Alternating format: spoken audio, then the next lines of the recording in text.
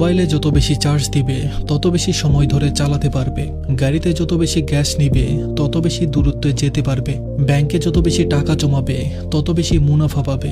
তাই লাইফের পরবর্তী লেভেলে যাওয়ার আগেই নিজের চার্জ যথেষ্ট পরিমাণে বাড়িয়ে নাও।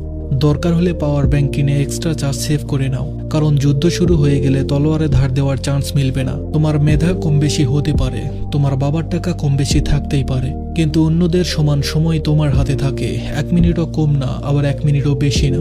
তবে তোমার 24 ঘন্টা কাটানোর স্টাইল অন্যদের 24 ঘন্টা কাটানোর স্টাইলের চাইতে আলাদা হতে হবে। তাই এই 24 ঘন্টায় নির্ধারণ করে দিবে তোমার পরবর্তী 24 ঘন্টা কেমন হবে। ক্লাসে ফার্স্ট হবে নাকি লাস্ট বেঞ্চে বসে ঝিমাবে, লক্ষ টাকা বেতনের চাকরি করবে নাকি বেকার হয়ে ট্যাকলা মাথায় চুল ছিঁড়বে। তোমার মনোযোগের ঘাটতি থাকতে পারে, তোমার হাতের লেখা খারাপ হতে পারে, কিন্তু তোমার জিপিএ হবে তোমার ক্লোজ ফ্রেন্ডদের এভারেজের জিপিএর সমান। তাই clash of clan, free fire, PUBG, আড্ডাবাজির পিছনে লেগে থাকা ফ্রেন্ডদের বাদ দিয়ে তোমার চাইতে স্মার্ট ফ্রেন্ডদের পিছে পিছে ঘোরো। লুজারদের সাথে যত বেশি কানেক্টেড থাকবে লক্ষ্য থেকে তত বেশি ডিসকানেক্ট হয়ে যাবে।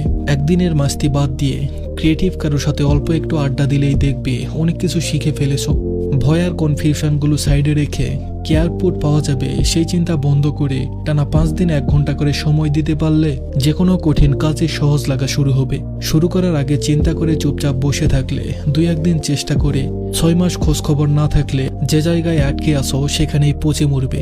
তাই রাতে ঘুমানোর আগে 1 ঘন্টা বেশি ফেসবুকিং না করে নতুন কিছু শেখার পিছনে 1 ঘন্টা সময় দাও।